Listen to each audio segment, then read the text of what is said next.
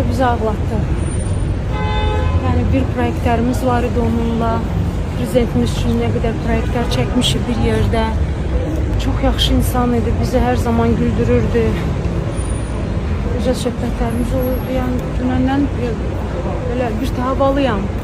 Ürəyim yəni dağılır. İstəyirəm. Yəni onun qardaşına görə, Tahirə görə o yəni qolu qanadı sındı da yəni.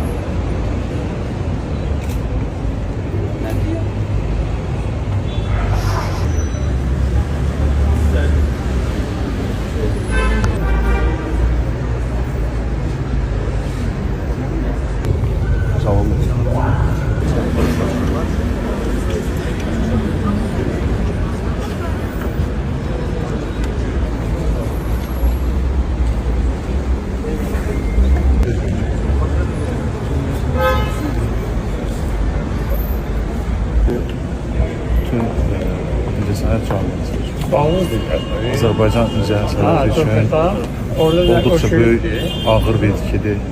Allah rəhmət eləsin. Hamımızın başımız sağ olsun, millətcə başımız sağ olsun.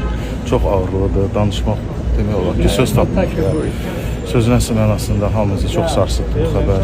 Mən dünəndən bu günə özümə gələ bilməmişim.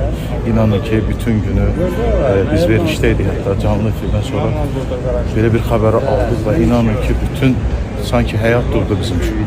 Mən düşünürəm ki, təkcə mənim üçün deyil, bütün Azərbaycan xalqı üçün çox ağrıdıcı bir xəbər oldu, sarsıdıcı bir xəbər oldu. Allah'tan rəhmət diləyirəm.